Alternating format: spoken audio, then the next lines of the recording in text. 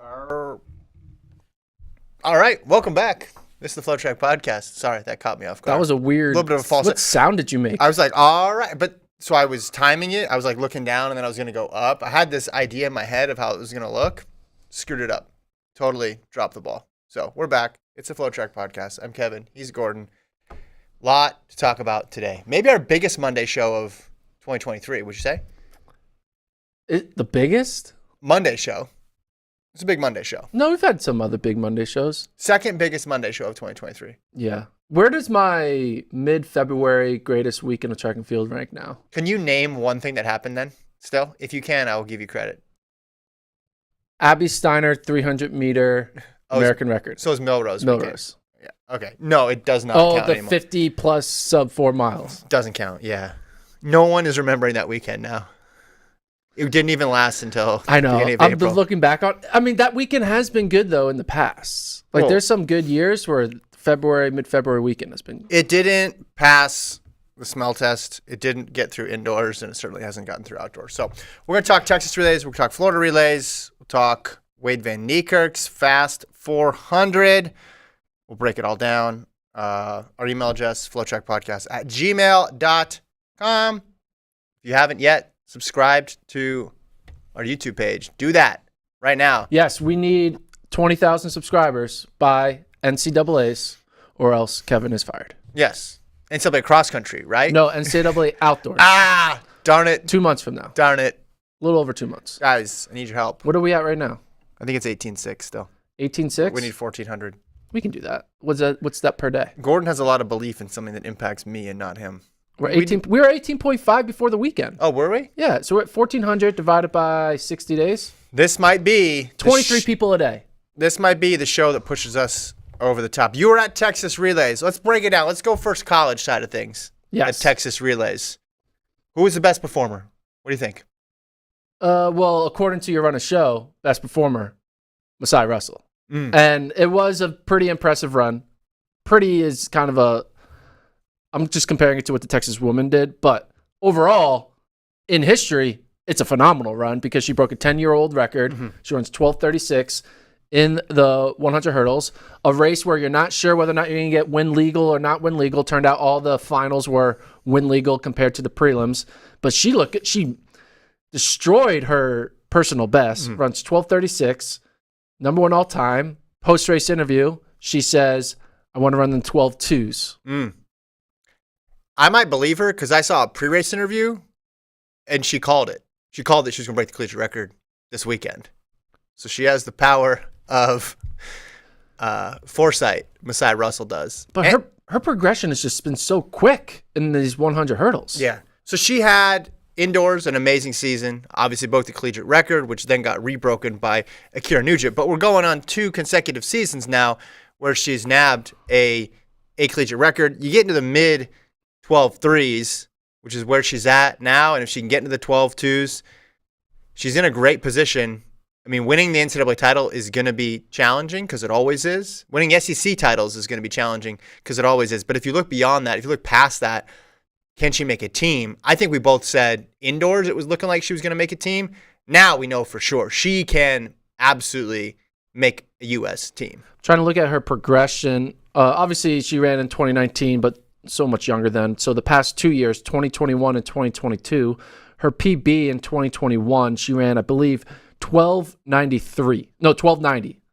This is wind aided or wind legal, doesn't matter. 12.90. She ran at the East Prelims in 2021. So it goes 12.90. Last year, she runs 12.77. No, 12.71. She goes 12.90, 12.71, 12.36. Like, it's a massive jump. It's not 12.90, 12.71, then running the 12.6 or 12.5s. Yeah. She's going all the way to 12.3s and eyeing 12.2s. It's just a hell of a break from what her projection was. You know, she was a 400 hurdler, 100-meter hurdler. She's kind of doing a little bit of both. She's good. She can, make NCAA finals, maybe even contend for medals. But now, this year, she's gone from just a solid NCAA All-American type runner to maybe the all-time great at the college level, and now in conversation to make USA teams, in conversation to win global medals. Yeah, if you're running 12.3 in April, and she wants to run 12.2s, you're running 12.2s, you can win gold. Yeah, it's obviously really quick right now with Amusan and Camacho Quinn. But I'm just thinking, first things first, making U.S. teams, she's right there. She's right there. Yeah. Did you ask her at all about the 400 hurdles? I did. I said, hey, are you giving up on the 400 hurdles? She said, well, not really, but I have to recognize that, I should probably focus on what I'm good at, and I'm a lot better at I'm paraphrasing. I'm a lot better at the 100 hurdles right now than the 400 hurdles. So I think she's recognizing, do you want the Sydney and Britton Wilson smoke? Right, that's a tough event to go into. Do you want the Tobiyama-san, Camacho Quinn smoke? Both are a lot of smoke, but I think you might get you might pass out on the Sydney smoke versus the Jasmine Camacho Quinn smoke. I don't know if that's how that works. You need a full on fire department suit for Sydney. Maybe just need an N95 for Jasmine Camacho Quinn. Well, that's a very weird analogy. I'm just thinking about making teams. All Kentucky girls too. I'm just thinking about making teams. Yeah, and so you could move Sydney out of it because she's got a bye. But on the U.S. side, if you're still looking at Muhammad, you're still looking at Britton Wilson for sure, right? Shamir. And Shamir Little and Anna Cockrell, and the list goes on and on. There's really great women high hurdlers in the U.S. too. But right now, 400 hurdles is a much harder team to make. It's easier in the to US. make the 100 hurdle team, which is a crazy statement. So it makes sense to make, because I remember years ago we always would brag about U.S. women's 100-meter hurdling. It's the deepest event, and we always, during the Dawn Hopper Nelson era, Lolo Jones, and all the greats that came out of that decade. But that's all been shifted, lifted up, and now is in the 400 hurdles, basically. Yeah. Well, and 400 hurdles took it to another level because you got all-time performances, like smashing world records and reinventing that. But I would look at her as, favorite to finish at least top three. Top three for sure. I think if we haven't done our high hurdle rankings now. Yeah, we don't know what Kenny is doing. She was out there running 4x1, so we don't really know exactly what the best of the 100 hurdles are going to bring us. Alicia Johnson, I'm not sure if she was there. But yeah, you get my point. So yeah, I think 400 hurdles is kind of in her past. She's still going to do it for points, but it's not something she's going to be focusing on. The way I thought that she's hey, maybe she can run do the double 52, 53, but I think she's kind of. So you think she'll run it at NCAA's though, 4 points? I think so. Yeah. Okay. Well, that's still impressive to be able to do it at the NCAA level. I mean, it's going to be hard depending on. Yeah. That schedule is so just jam packed. You mentioned relays. There's more collegiate records in the women's relays. Texas women, they got 3 of them, Gordon. Is that right? They had 3? Yeah, 3. I thought it was 2. They got 3. What was the third one? They got the 4x1. Yeah. They got the 4x2. Yeah. And they got the sprint medley. Oh, sprint medley. Ooh. Yeah. I didn't even know about that. We got the tweet here from USTF-CCCA. There it is. 4x1, 4x2, sprint medley. Obviously, the one that's contested at nationals is the 4x1. That's the one that people are going to pay the most attention to. And when you have Julian Alford on your team, and just the depth of Texas women this year is unstoppable. So what was the collegiate record again in the 60 for Julian Alford before the season started? Was it 05? Was it 05? I want to say it was 05. I got it right here. I could tell you. What was it? I want to count how many times has Julian Alford broke the collegiate record. 05. No, it was 04. No, wait. No, that was already broken. Okay, so broken or tied. She did it 1, 2, 3, 4, 5, 6, 7, and then 8, 9, 10. You count just this year or last year too? Okay. This year. She's broken the collegiate record in the 60, 200, 4x1, 4x2, SMR 10 times. It is April 3rd. It's been 3 months. She's averaging 3.3 collegiate record runs per month. I think it might be, sorry to rain on your parade. I think it might be 9 because one of those was 2022. One of those 60s was 2022. No, I got prelims here, man. I'll count them again. We'll run. We want to make sure this is accurate. Fact check. I have 6 60s. So the record was 705, right? Yeah. Okay, she ran 705 and 702 at Martin Luther King. Oh, you're talking about equaling it. Equaling or breaking. Okay, yeah, okay. Sorry. Darn it. Equaling or breaking. I didn't hear that part. 10. She's at 10, and they're Yeah. going to do it more. She's probably going to break the 100-meter record. Well, hold on. Now I think you're one short on her. No, 1, 2, I counted. 3, 4, 5, 6, 7, 8, 9, 10, 11. No, it's 10. No. Because once you break it, you can't Oh, you're run not. slower. Okay. Because there's a new record. Yeah, so she did run 7:05 After, again, but yeah. that doesn't count because she lowered the record. Here we go. We're rolling. So it's 10. Listen, you got In her. 3 months. You got Rashida Eleke on a team. That's a dream team for Texas right now. Yeah, 42 flat. That's something fast. that the pros ran 41.75, I think, with like basically almost the entire Team USA. 42 flat, it's going to be good. They're going to run faster. They're going to run sub 42 for sure at NCAAs. And their 4x4 beat Arkansas Yeah, the 4x4 is good too. with Britton Wilson, which is like, whoa. So they're going to get 10 points from the 4x1, maybe 20 from Julian Alford in the 1 and the 2. Yeah. Then you throw in a 4x4 top, like, just their sprint crew is going to single-handedly just like maybe give them their is it the first women's team title? I'm not sure if the women have ever won a team title, but that's one thing Coach Flo has been trying to get to. It's been close. They had a couple runner-up finishes. Yeah. The men have won, but now he's trying to get that women's At home too. Yeah, and it'll be at home. So Same track. Switch over to the men's side. Julian Alford, though, I guess we don't really know much of the individual performance. I asked her about her long pro season, and she said, yeah, coach is keeping her in line to try to peak, not just for NCAAs, but in August against In the Jamaicans. Budapest. Yeah. Yep. Men's side of things.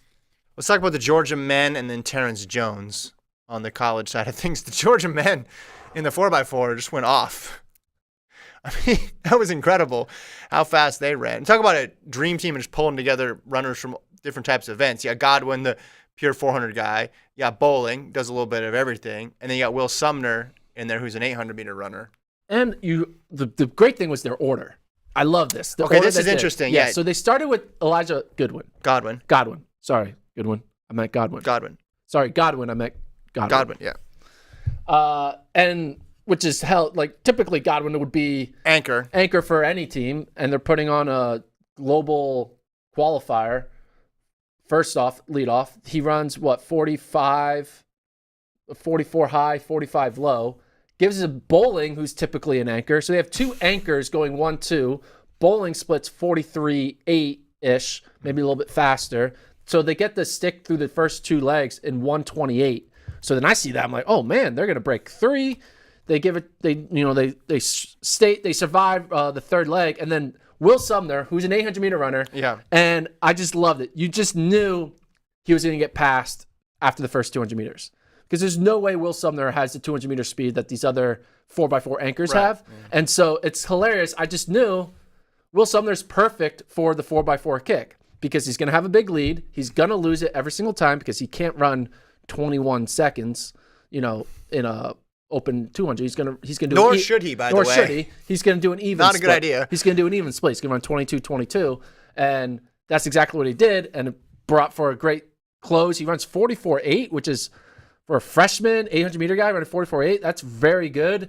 And, man, this team is about a few tenths away from the collegiate record that Florida ran last year, and they're doing it with stars from Bowling, Goodwin, and now Sumner, the 800-meter guy. Well, and the fourth guy on the team, Caleb Kavanaugh, he's got marks from 200 all the way to 400 hurdles, an 800, a 600. He's done a little bit of everything too, so just throw him in the mix. But the interesting part about the order was why they had the order that way. I watched your interview. Godwin said, we did what we did at World Championships, where we put Michael Norman, they front-loaded the relay. Yeah. And they used the same strategy that they did internationally. He took that back and said, hey, we should do this at the NCAA side of things and see what happens. And I wonder if we're going to see more and more teams do that. I think Will Sumner does not run 44.8 if he's the second leg or third leg. I think Will needs to be caught, and then he needs something to chase to make him extend his second 200. Well, also, you don't want him on 2 where you got to go around. You want to get to the cut point early. And that, to me, that was always why you would put a better runner second. U.S., check my math on this, but I think Felix ran a lot of second leg for the 4x4 because she could get out and then get over. Everything else, you're going to have to negotiate and go around, and then there's a whole mental component of who's going to be able to withstand the pressure of being anchor. But second leg, there really is some strategy there and trying to keep it to 400 meters because you don't want to get pushed out to the outside. You want to really get out and then go around and then be able to settle in. I just thought it was interesting. They adopted a strategy from the U.S. team that they've brought back to Athens. They also ran a really strong 4x2. They ran the second fastest time ever in the 4x2 with basically almost the same team, mainly Bowling and Godwin. My question, Bowling, 43.8, 43.5, 6 unofficially. Yeah. He's coming off an indoor 200. He ran well. Now he's running splitting 43 seconds. Yeah. Can Bowling find a way to make the 200-meter team? Make the 200-meter team? I thought you were saying make the 400-meter team. Or 400-meter team. He's not going to run the 400, though. But this is just another reminder of how good he is at the quarter. And if he went out there and long jumped, I'm sure he would have been great at that too. But what's an easier team to make, the 2 or the 4 for the U.S. right now? 4,000%. Yeah. You have no Randolph Ross. If Michael Norman stays out of the quarter, you got a wide open path. Look at the 200. Yeah, look at the 200. That is very, very, very tough. But that is a lot of guys in their way. In order to do it, though, he's going to have to start doing some open quarters more often and start like training like a 400-meter runner. Because right now he's training for the 1 and 2. Yeah, I just don't. In the 200, he's been great, but it's no disrespect to him or anybody else to right now have him behind Lyles, to have him behind Knighton, to have him behind Bednarik, and have him behind Fred Curley at the very least. The 200 is just historically deep for the U.S. Yeah. So I don't think he's going to run the quarter, but I'm just saying. If what you could would he need to run in a regular season 200 for you to say he goes out and runs like a 44 1 or 2? He runs open 44 1 or 2. He runs up open 44 4. Okay. What would he need to run in the 200 for you to be like do the 200? Say the 400 time again. 44 4. Okay, because to me, unless somebody really pops up, 44 4. You're for sure getting on a relay team. Yeah. At that point. Yeah, 100%. I mean, and if he's running 44 and he's ahead of his teammate, because his teammate might end up being his best competition in the quarter. What would he need to run the 200? Okay, so if he ran 1990, you'd be like, no. If he ran 1980. No. 1975. No. Really? I think he'd need to go like 1907 for the equivalent of a 44-4 right now, relative to the U.S. Yes. 1907, you putting him ahead of Lyles? No. You putting him ahead of Bednarik? No. Okay, 1970. You're talking about 1970 or 1979? You're talking about 7-0. You're talking about him having a better chance to make the team in the 2 than the 4, or just having a good chance to make the team in the 2. If he runs a regular season 19-7, that 7-0, okay, yeah. Okay, so if he runs 1969, then he should do the 200. Yeah. But this is me assuming he's training for the quarter and all that other stuff. But we can't have the 2 timelines operating simultaneously. Well, I mean, they do it in the Marvel movies. The question is, what would he need to do to move up to the top 3 or 4 in the 200? Because it would need to be something that fast, or something would need to happen to one of those other 4 guys. Because I could see him run 1969 and still be ranked behind all those other guys. Exactly. That's what I'm saying. The bare minimum is that. But if Knighton and Lyles and Bednarik and Curley 19.5s, right, they drop some. I mean, I don't know if they're all going to do it, but even if 1 or 2 of them does it, and then the other 2, you figure, all right, they're going to come around when it's championship time. He has a tough decision, man. Yeah. Well, is it like even a decision for him, or is he just sort of, I'm doing the 2? I mean, it's kind of. I feel like it should be a decision. I get it from the collegiate perspective of running the 2 because you have a teammate who's trying to get 10 points in the quarter. Yeah. Run it there. But that's different than what you do in the postseason. And listen, he's clearly he may not be doing specific 400-meter training. He clearly can still run a good 400. Put him on that track. I'd say if the trials were in Austin this year, bowling in the 400 is magic. Good things happened to him in the 400. The 4x4s at high school and the Texas Relay. So let's stay on the 200 though, because I thought this was on the men's side the most impressive individual running event performance. And kind of under the radar.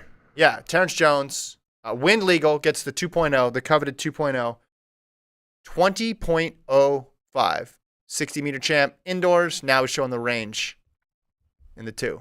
It's pretty good. And Texas Tech, him and Courtney Lindsay, that's a pretty good 1-2 punch. Yeah, look good. It's kind of weird that we're now, with the way the men's 200 has been going, seeing seeing 19s all the time, you kind of like, oh, 20.05. That's cute. Wake me up when you're running 19.9s. But at the end of the day, it is a good season opener for him. It's a great season opener. It shows that his floor is very high, and you got to like his chances to potentially flirt with the 1-2 double at NCAAs. I mean, Sean Masaganwe was in that race, and he kind of smoked in, but Sean hasn't been running good 200s. He's more of a 100 guy. Yeah. Obviously, bowling wasn't in the race because who is his main competition going to be? It's going to be bowling, maybe Javante Harding, maybe one of the Florida guys. Yeah. It depends who runs, really. That's about it, really. You got a lot of good combo. Williams, if he gets healthy. But it looks like he's going to be in good position to finish top 3 in both events. And if your floor is 3rd in both events, that means your ceiling is 1st in both events.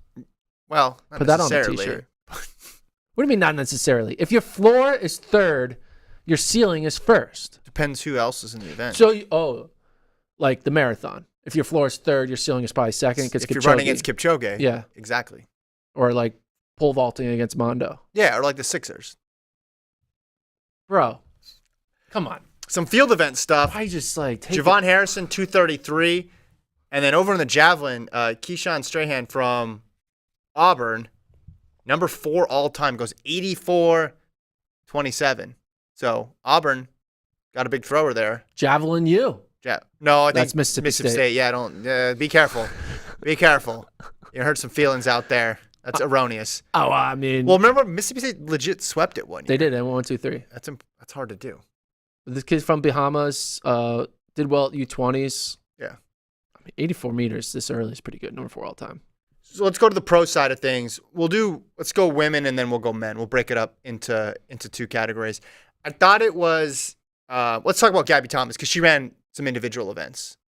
And a lot of the other pros just opted for the relays. But with Gabby, she ran 22:46 and 11:09. You got to talk to her afterwards. This has been a staple of her racing season, getting out at Texas Relays and running not just relays, but running individual events. Yeah, I think she did 3 events.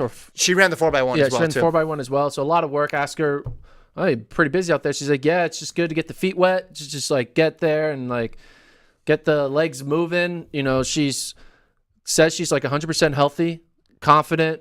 She mentioned, I was like, not that long ago, you were running 21.6 and you were the talk of the town. And then in those 2 years, the Jamaicans have been doing crazy things. Abby Steiner comes into the picture. Other women are like elevating in the 200. And all of a sudden, it's a crowded 200. It looked a lot less crowded. And she's like, yeah. She was like, yeah, I thought I had the event on lock after 21.6. And then look, 2 years later, she's like one of many. Right. But, she has the confidence that she can be in that conversation.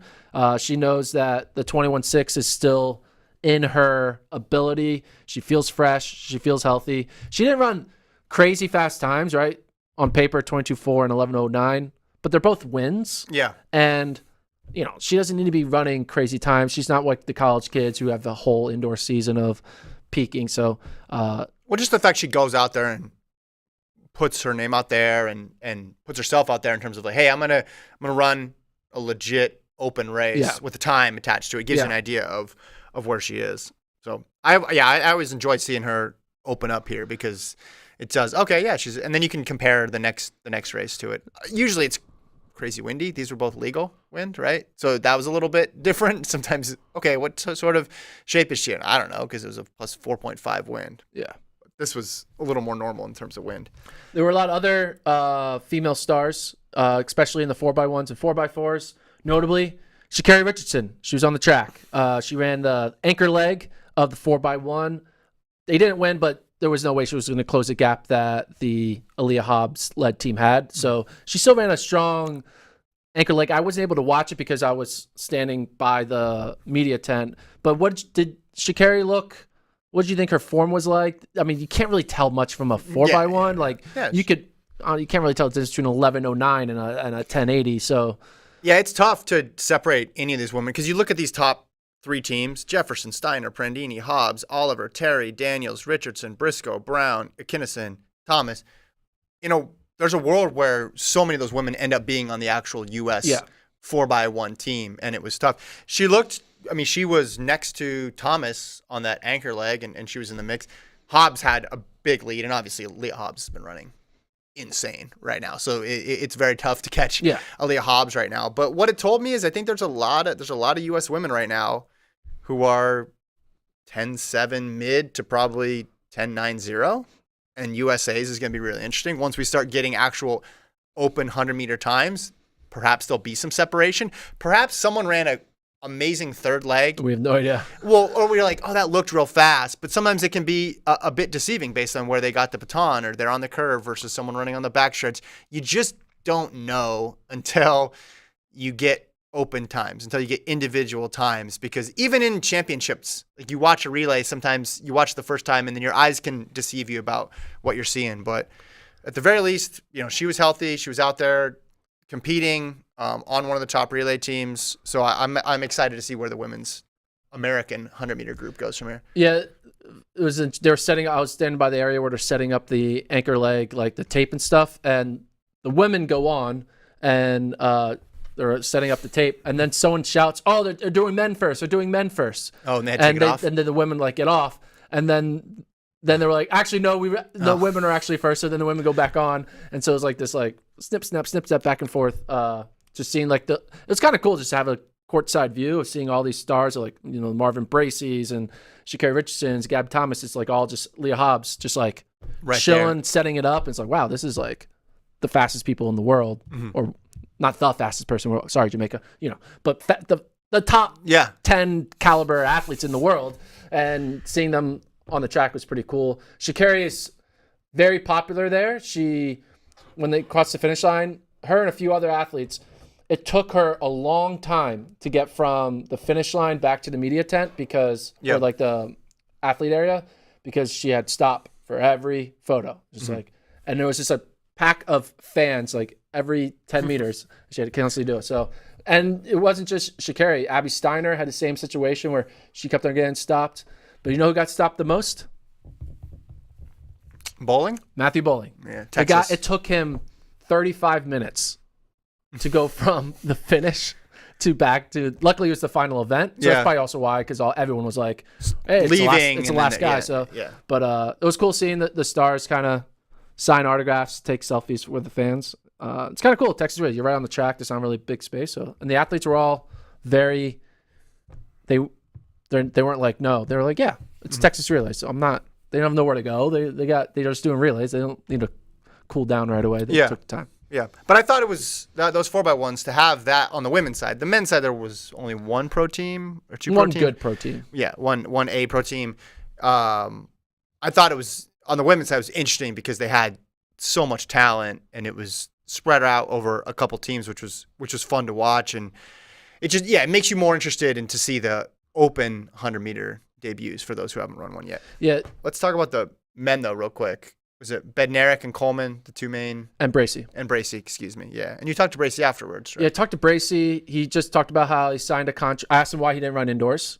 He mentioned he was in contract negotiations with Nike. He just had a baby in December. So being, new dad duties, trying to figure out contract situations. He didn't feel like he needed to rush around and run random 60s here and there. So he decided to kind of stay low key, but he said he's healthy, he's fine, he's ready to go. He looked good in his 100-meter anchor. I asked him about the men's 100 and how, while yes, Fred Curley is the guy to beat because he's the most recent champion, Fred Curley doesn't go undefeated, right? He's not infallible. He can lose. He's not like Bolt, who Bolt doesn't lose. Yeah. And Marvin, it's actually been around the sport for a while because he was good in the early 2010s when he was, Florida State / mini pro. Yeah. And he raced Bolt a few times, right? Multiple times. And then now he's in the non-Bolt era. And I asked him, what's the difference between the Bolt era and the non-Bolt era? And he just says, if everyone's being honest, no one thought they could beat Bolt. So it was like, you're there, but like the odds aren't in your favor. But everyone here, it's kind of even. And so they know there's 6 guys who are going to get on that starting line who all think they can win. Yeah, yeah. Whereas there was one guy who thought he could win was Bolt. Now you have 6 who not even think, but legitimately could. Like, it's Might even be more than 6. Maybe, yeah, even more. There is not the 7th best guy, and they says, you pick him, you're like, yeah, it makes sense. Well, in other events, it would not make sense to pick the 7th best guy. I would say, unless something changes a lot between now and Budapest, I would say that there's going to be people that have a chance to win. They don't even make the final. And not because it's a fluke or false start or an injury, but just there had to be an odd man out, and it happened to be that person. And if everybody made their gold medal picks, someone who's going to get 5 or 10% of the votes may not even make it to the final. That tracks exactly with my feelings of how I view the event now. Yeah. And in one respect, fans love to see dominance. People love to see the greatest ever. But then it is fun to have the opposite experience where you legitimately don't know who's going to win. Everyone has a win over each other, circular. And there's also the less air of inevitability with the season. And also, even when Bolt was having a rough, air quotes, regular season, like he just wasn't racing that much. You're just like, all right, maybe he'll come around. There was a 1 year, 2015, when it looked like Gatlin was going to get it from him because Gatlin's regular season was phenomenal. I remember that. And then Bolt pulled it out. And you're like, oh, him again. And if you were a fan of Bolt, or if you just like the dominance, you like the dynasty, you're like all about it. But I could also see people enjoying this era as well too, because it feels like the regular season matters a bit because they're also not really shying away from matchups. Yeah. And in the previous era, he raced so sparingly towards the back end of his career. I'm talking about Bolt. That you're like, all right, this 100's going on, but like, what does it mean? Because the main guy's not in it. Now, there are a lot of people who could contend for gold. So there's going to be a lot of races where a gold medal candidate is in the race, which makes that race inherently more interesting. If you just have one guy that you're focused on all year, if they're not in the race, then everybody immediately looks at that event as, all right, it's watered down field, whatever. Now it's like, all right, wow, this is Bracey and Bromell. And then maybe the next week it's Curley and Blake. And then it's Seville versus Omanyala. Like, no matter if you get any of those top 10 runners, you got to watch it. You got to pay attention. Also interviewed Kenny B. Asked him what's it going to take to go to the next level because he's already at the top level. The only level left is gold. And he said, the little details. It's the little details. And then after the interview, I told him he was going to win the world title. Oh, what did he say? He said, thanks, man. That was it? I said, I just want to let you know, I think you're going to win the world title. Yeah. It's like, thanks. All right. He's like, yeah, thanks. I mean, what is he supposed to say? It's a lot of pressure to put on him. Yeah, what is he going to say? Like, you're dumb? Why would you say that? How dare you? That's what I would. No, just kidding. And he's not going to, like, give me a big hug after. Like, it's just going to be like, all right. So, but I'm holding on. This is a take I'm going to ride all the way through August. Yeah, I think you didn't sell it well enough to him. It's not just, hey, I think you're going to win. You just said I staked what's left of my professional reputation. Yeah. I think I also say that, like, and you said you called it a year ago. Like, Noah might break the world record this year, but Kenny B's going to win the world title. I guess maybe you shouldn't have said. It's a very long point to make, and I already wanted to cool down. Kenny's winning 2023, 2024 is Noah, and then 2025 is Aaron. Right. Yeah. Fair enough. All right. Florida Relays. Right? Speaking of Knighton. So 9.98 plus 2.1. So just barely illegal. That's a bummer because it would have been his first sub 10. But more importantly, it's still a sub 10. First legal sub 10. But more importantly, he gets a win in this race against a solid field. Joseph Fonbele was in there. But Knighton looked really good. You know, any improvements he can make in his 100 is just icing on the cake for him. Jelani Walker was 10:01. Fonbele was 10:04. Hudson was 10:05. So pretty solid group of guys. I was surprised at how quick it was, to be honest. I thought it was going to be slower. I think we both put that we thought it was going to be over 10:05. 10:03, I think was the number, yeah. So I was surprised to see 9 on the clock. Good sign for Knighton. He's how old is he still? He's not even 21 yet? 19, correct? 21? How'd you get him all the way to 21? I don't know. COVID. He was in algebra class. COVID years. Years ago, man. He's still not. He's 19, isn't he? Yeah, it's one of those things. It just reminds you, like, as good as Kenny B and Noah Lyles and Michael Norman and Fred Curley, there's this kid out there who's running elite times and showing improvement. He's not showing plateau yet. You get concerned. Is there going to be an early plateau? Not yet. So 998 is showing that his plateau is not there yet. He's still on the rise. And if he's on the rise off of a 19.4, that's scary. Yeah. Anna Hall was busy. Athlete of the weekend, in my opinion. Yeah. What did she turn in? So 203. She did 800. She did a triathlon. Triathlon. That's what we call it. Oh yeah, the triathlon. There already is one of the Triathlon? triathlon. That was She tough. did a triathlon. Triathlon is what happens when Gordon tries to make a This is the okay. Yeah, triathlon. She did the triathlon, 800 meters, 400 meter hurdles, and high jump. Mm-hmm. It's an Anna Hall only type thing. Like Yeah. not many people. She's probably the first one ever in the history of track and field to do this. Do you think she is? No, I think someone's done this. I don't think someone has run the 800, 400 meter hurdles and high jump. Anybody or Like in the anybody same, that well? at the same meet. I think she's the only person who have done it that well. I think someone's done it in the history of track and field. I disagree. I have no Find way me to some. prove I'll it. give you $100 $100. if you can find me. All right, guys, email me. I'll give you $50. FloTrackPodcast@gmail.com. Rules You'll are get $50. You'll get $50. No. This is between no. I'm Amazon giving gift them card. $50. $25 Amazon No. gift card. No. You said you'd give me $100, so I'm getting some help from the listeners. Oh, you're getting They're 50 giving of your me 100? 50 of the 100. Okay, there are rules to this. What are the rules? It has to be only these 3 events. Yeah, only these 3 events, but it can be as So it can't be slow as we want. Yes. Doesn't need to be elite. I bet someone listening has done that before. High jump, 400 hurdles, 800. No. Yeah, man. The history of track is vast and wide. No one's going to. What if they did 4 events? No. That doesn't count? No, it If has they to did be triple these 3. Only 3. These 3. And only 3. Yeah. Okay, can't Men be or 5. women. Okay. All right. Guys. But yeah, she ran 54 in Here's the your hurdles. chance. 189 PB in the high jump. And then the 203 800 where she split basically even 61-61. Mm-hmm. Man, Anna Hall, she is giving me very, very strong Ashton Eaton vibes.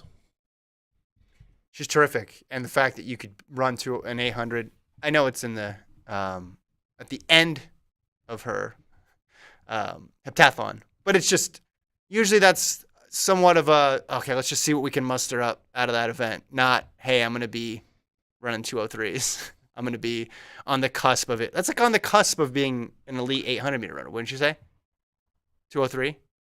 I mean, yeah. No, not really. Yeah. Because if you her get to age too, yeah. Well, if you get to yeah. 201, you're in the mix. You could be in a diamond league. I don't want to start just being like anybody can run the 800 because we got to get a little bit of respect to the great 800 meter women out there. Sure, but I'm saying if you run 201, you could be in a diamond league field, right? You're not going to win a diamond league, but you could be in a diamond league race at some point if you run 201. I guess so. I always thought you had to run sub 2 to be in diamond. Well, there's no What my point is, that's her what? 4th best event, 5th best event. The point is she's amazing. She is.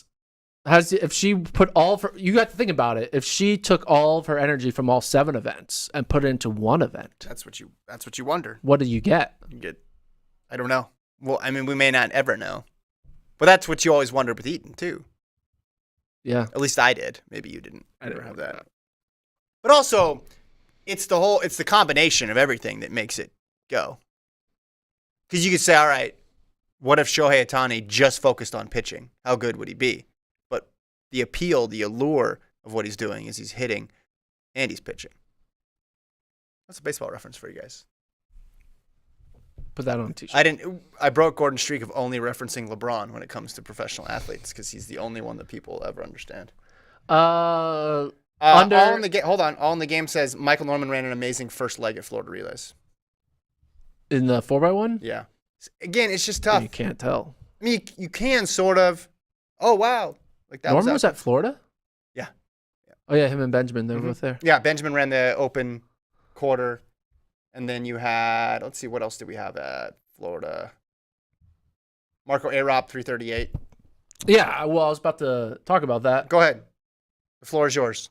Gives me Donovan Brazier type vibes. Remember when Donovan Brazier ran his 335? No, it's 235. That's a little different. 338? It's a little different. It's only 3 seconds. Do you know how long 3 seconds is? Ready? I did just say that the 203 and the 800 That's is 3 close. seconds. I just counted in my head. I did say that the 203 was close to 2 flat. So Yeah. you're right. Okay. I'll allow it. But that's pretty good. Looks good for Arop. I mean, Won by a second. 1,500. Love seeing 800-meter guys run well, especially 800-meter guys who you're not traditional 1,500-meter guys. Yeah. So, A-Rob, 338. Sleeper in my 800-meter Oh, rankings. that's just a sleeper in the 1,500. No. That does help him, though, in the 800-meter rankings. Oh, yeah. By it's default. going to be major factor. That's a lot of points there. Okay. You want to talk about Stanford now? Yeah, let's talk about it a little bit. All right. Stanford. It's where some distance action took place. In the middle of the night. In the middle of the Did night. you stay up late on watching Friday it? night. There was like For some of it. I didn't go the whole way. I woke up early. I was watching Heat 2 of the 10Ks at like 1:30 in the morning. What'd you think? I'm just kidding. I didn't actually watch them. The most exciting moment, men's 10,000, the fast heat. Charles Hicks of Stanford. Let's show this kick here. Looked pretty far back with 200 to go. Was sort of in the mix with everybody else. And then he starts moving and moving on the home stretch. He's trying to chase down Victor Kiprop of Alabama. And the gap was pretty big, even with about 120, 130 to go. And then Hicks just decides to go for it, leaves the chase pack behind, but still has a lot of ground to gain with 50 to go. And just kept turning it up. It seemed like he was just accelerating every 10 meters and then passes Kiprop in the final 5. Stares at him. Yeah, a little celebration. Was it a point at him or was it a point at the clock? What are we pointing at there? He's pointing at something. Was it a Noah Lyles? Maybe it's Noah Lyles move, or is it the new thing that, was he doing this with the finger? Oh, was he pointing to the ring finger? Ring finger? I don't think do they give out rings at the Stanford Invitational? I don't know. If they do, that's jumped to the top of my power rankings for meets. If you're giving out rings for track meets in April, that's pretty awesome. But impressive kick shows that Charles Hicks had a really weird indoor season. Yeah. He did do Eurocross, Mm-hmm. so I think that's probably why he probably was like, hey, indoors is cute, but I kind of need to prioritize running well outdoors, making an outdoor team. Yeah. And so Charles Hicks really not being in the mix indoors, I think we need to kind of look at it as a on-purpose thing, and he's going to be the guy. He's going to be the NCAA cross-country champion that we thought he'd be, but it's going to be outdoors. Yeah. What would you rather win if you had to choose, cross or an indoor title? Cross. Because it just includes everybody. Yeah. Actually everybody. Yeah. I mean, it's longer distance, so it's going to play more to the advantage. Would you rather win one cross title or 10 indoor titles? Oh, that's you say 2 indoor titles. I'd rather have 10 indoor titles, but if it was 1 versus 2, because indoors 10 is a lot. Indoor is the opposite end of the spectrum. You're breaking up the fields into smaller and smaller pieces. So if you go cross country is the biggest in terms of just how many people are involved in it. Then I think you'd go to outdoor track, and then I think you'd go into indoor track, because indoor just feels like, since the qualification standards are so much more strict, you eliminate a lot of people that way. The meets, boom, boom, boom. It's tough. You have a DMR in there, so the fields get sliced and diced 10 different ways. And he opted to take a little bit of a breather, we could say, indoors, and you can see the result. He's ready to roll. 27-57. Big kick. Kevin. Yo. If I gave you a time machine, Mm-hmm. and there was betting on track and field, and I could get you to place a bet on Emily Venters to run a top 10 10K mark, what do you think the odds you would have had were? Oh, I don't know. It'd probably be like 1,000 to 1. Maybe 500 to 1. 500 to 1. Yeah, Could've she's made a a lot good of runner. money. She's been around for a while. Good runner. You could have made enough money to invest in the future to make a time machine to make the money back. What I'm trying to say is Emily Venters kind of surprised, I think, a lot of people. Surprised the announcers. I think surprised herself. Surprised me. Surprised you. Yeah. Did you have Venters on the person who's going to be running number 6 all time in 10K history? Well, I definitely thought she could win this race. And there was a little bit of uncertainty about who would be in what race. Winning is different. Like, all right, it's the time. She's good. It's the time. Well, and she also won by 15 seconds, which is a huge margin in a race like this where everybody's running all together. But yeah, Stanford invite, Emily Venters, 31:48. That is number 6 all time. We got the last 100 that we can throw up there. I'm looking for the full replays on YouTube. Just Google Emily Venters. Yeah, I'm looking at collegiate all-time list. Let's see who's in front of her on that list. It's a esteemed group. She ran 31:48, number 6. So what's the top 5? Yule, Kipiego, Sena, Sisson, Avery. Who's she ahead of? Dominique Scott, Anna Rohr, Krisha Schweizer, Jordan Hussey, and on and on and on. So a couple good names. And everybody else in the NCAA who I didn't mention being in front of her. Literally the entire NCAA. Yeah, That's yeah. cool. No, it was a great run for her. Took advantage of the conditions out in Stanford, and more to come. And maybe she can run a fast 5,000. With the trends that we were seeing indoors and outdoors last season, there's going to be more of this. There's going to be more. Where would you put and her more on fast the NCAA She's got to be right up gold there. potential? Gold potential? Yeah, So, win. so we're giving out rings at the Stanford Invite. They And give now gold medals, a gold- trophy, No, don't they get a plaque? a plaque. Where do you think her plaque potential is? She could win. You think? Yeah, she could win. You if a non-TUI race, would you take her? I think, correct me if I'm wrong, but I think a non-TUI race means it's wide open. Don't you think? I mean, Chilangat's good. Yeah. Oh, there's a lot of. Olamomoy's good. Yeah, there's a lot of. Taylor Rose good. Of course. Kayla But McCabe's good. some of those women may not even run the 10,000 though that you're mentioning.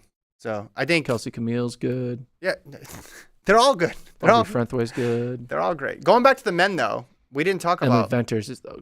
She's also good. The men, we talked about Bosley in the pre-race. We didn't talk about him. Post-race. Oh yeah, Bosley he ran 28:18. He was chilling. I knew he was going to run that time, which is why I took the over of the 28 flat. Cheater. And I wish you took the under, but you didn't. Did I lose and I lost? You lost. You went 1-3, and I went 3-1. Oh really? So I lost the two that we had separate. What was one? It was the women's 200 time. Yeah, you had Under. I had the over. And then what was the other one?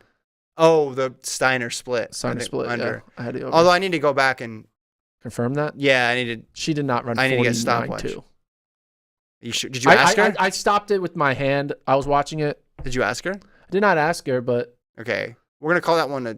I think I did. I think so. Push. I did ask her. She said she ran 50 points. It's not Doesn't on matter. the. It's not. No, it doesn't matter. It matters to me. She did not run 49.2. You would have heard about it. It's not on here. No, we said no. You can't do this. You It's can't. not on here. No, it is on here. Let me look at. Let me It's try to on find the YouTube. splits. Go on YouTube, No, I'm time trying to it find yourself. the splits. She ran That's a second not leg. accurate. So she ran a second leg, so the splits Women's aren't on the 4x4 thing. invitation. She ran a second leg, so it's not on Yeah, there. so we're gonna have to call it a wash. No, we're not. That's not how it works. Yeah, I says- predicted this would be a problem. Yeah, this 142. Her and Kyra Jefferson combined for 140. If they went in that order, I don't even know if they went in that order. Okay, I was there. I timed it with my phone. Not official, so we'll call it a wash. Keep moving. Nope. It's a push. Keeping it moving, 5Ks, some notable things. I think interesting seeing some young guns do well. Jenna Hutchins, she kind of had a weird first year at BYU after a really great high school year. Now running 15:35, not her PB, but it puts her back in the mix of like, all right, she's getting together, she's adjusting well to the BYU training, and you got to like her chances, to excel in these next coming years under DLG Taylor. And Colin Solomon, 13:42 for NAU. It's pretty good. No? I mean, Yeah, that's good. I think that's what you would want out of your. I think there's this weird thing now that we do sometimes that we put on freshmen who are really good in high school. Yeah. We expect them to immediately be in contention to win. And that just doesn't happen all the time. There's not a lot of Chesereks or Grant Fishers. Even Grant Fisher wasn't in contention to win his entire freshman year. Yeah. Really. Tui wasn't in contention to win her entire it's just freshman year. Now, again, Solomon didn't. I thought Solomon was a top 20, top 40 cross country guy. Turned out he didn't run well in cross. But clearly taking some adjustment. I think 13:42. Next year, he probably gets into a little more faster territory. And then by junior year, he should be, one of the top 15 type guys in the country. If a high school senior runs 13:40 or 15:30 on the girls' side, what's the headline? Big story. High school senior runs 13:30, 13:40. Wow. Yeah. Well, you wouldn't even necessarily put high school senior. Emoji. Yeah. Eyes emoji. All right, but if a freshman runs With a little thumbnail where he crop it and he put like, oh my God, this didn't happen. yeah, my point is, or even you use 13:30, but a 13:30 in college now, is that getting any attention? No. Even 13:20s aren't. Yeah. So 13 teens get attention. So now. what you're really looking for is just improvement. Yeah. That's what you want to see is improvement. Like the idea that someone is going to go from 1350s down to 13 teens in 1 year when they're already training at a high level, which more and more these high school athletes are coming out already being accustomed to elite training because there's just more sharing of workouts. There's more knowledge of what's going on. They're running in elite meets against other top performers across the country. So it's tough to expect someone to drop a ton of time, but you can drop a little bit of time and then you continue to improve and then you can get down into that range. But I'm with you. I think the expectations always need to be tempered, which is why in cross country, I said, let's pump the brakes a bit on the rankings. But yeah, best race for both of them so far. Yeah. Anything else for that? Meet? From Stanford? No. I thought that was the Stanford sprinter. Oh, Udodi on Wazarike. He can win the 100. He can. He can win the 100. He has the fastest win legal time at 10:07. Yeah, exactly. And I think when you're in a world where you don't really know who, in an event where there's not a clear number one, I would have Jones number one now. Obviously, I think that's well earned. But Onwuzurike is solid, and I want to see him against some really good competition and see how he fares. He also won the 200, but he would definitely be top 8 whenever those NCAA rankings come out. He's a legit NCAA title threat. One more story I want to get to. The story. Save the best for last. Yeah, well, because people are late arriving, so you want to really be able to hit them in hour 20. That's when you want to go with it. But internationally, yeah, this was one of the bigger stories. Wayde Van Niekerk in South Africa runs 44:17 in the quarter, 44:17 in the 400. That is the fastest he's run since the 2017 season when he won the world title. And he's doing a year after breaking the world record. A year after breaking a world record, and when he was going for the double that year, the 4 and the 2 in London. And you also have to look at this in the context of what he did last year, which at about meter 310 in Eugene, it looked like he could win the whole thing. A lot of guys were in the mix. That was a really, really confusing race. It was very, very jumbled with 100 to go. You look at it in the context of that, and then you look at it in what happened since and what has happened since. There's a potential that a lot of the top Americans won't be there. Some of the top Americans won't be there. Of course, Stephen Gardner. But coming off injury. But he would be the favorite. But if Norman doesn't run it, you don't have the reigning champion in there. You don't have Randolph Ross in there. There's not much. There's not much between him and a medal. And there's really not that many things between him and the gold medal. If we could take our laptops like here. I'm gonna plug this. Okay. Before, in 2020, when he ran 45 seconds, his pathway to gold was this thin. It wasn't happening, right? Oh, okay. Right. And then 2021, he runs 44.5, opens up a little bit. Yeah. And then 2022, he runs 44.33, and you're like, all right. Now he opens his season in 2023 with a 44.17, and his pathway to gold is just wide open. It's to gold, social distance wide open. That's the difference. Wait, you're saying not just medal, you're saying gold. To gold. You think you can get a gold medal? 44.17. He's showing that this isn't a fluke catching fire type race because you see the progression. Mm-hmm. You run 45.5 in 20. 44.5 in 21, 44.3 in 22, and then 44.1 in the beginning of 23. Yeah. The guy's going to be running 43 seconds by August. And if you're running 43 seconds, you are a gold medal threat. And in addition to the injury that he had playing that charity rugby match, he also had some other injury setbacks since then. So he is fully healthy, it looks like, for the first time in a while. And this might be his fastest opener of his career. Yeah, it's one of his top 10 times all time. There you go. But if you're looking at a guy who's a world record holder who has run sub 44 several times, to have a top 10 mark, that's saying something about where he's at. So 400, keep an eye on the 400. That's going to be good. That's all I got, I think. You got anything else? Brackets, we'll update the bracket on Wednesday. Because national championship is do we already know tonight. Who won? No, a lot of people had UConn, so I'm guessing it's. Let's not ruin the drama. Let's just wait. Let's just wait. People are gonna tune in on Wednesday thinking, did I win the bracket or not? I need to know. Oh, no, so okay. Okay. I can no, I'm not going to ruin it, but I'm going to tell you. It's between two people. Corb Dog has UConn winning. Has Corb Dog led basically what? Corb Dog's in the lead pack. But Chest Rollins, he has San Diego State winning. And he's in third. Really? Okay. So it's between Chest Rollins and Corb Dog for the to be determined prize. I finished officially 100th place. Also, on Wednesday, we have an update from the Internet Coach segment. You know, our friend who wrote in was going to try to run the Masters 100. Yeah. He was a sub-11 runner in high school, but now 50 years old, had done triathlons, but hadn't run a ton. He gave us an update on where his training's at because he's still trying to make a go at it this summer. So we love updates to Internet Coach. Yes. So if we've given you advice before, follow up. Let us know how'd it go. Also, Jonathan says he won the 7K. He ran the St. Patrick's. Did he run it like a 5K or a 10K? Yeah, how did you run it, Jonathan? Did you run it like a 6K? How'd you run it? Oh, he says, course wasn't accurate, though. It was about a quarter mile long. Didn't know the course, so I went with number 2 and dusted him. So just sat on shoulder and then went by, which is smart. That's smart. That's Classic. That's how you want to do a fun run. Let's see. High Speed Drifter. That's a cool name. Track and field is the best sport right now.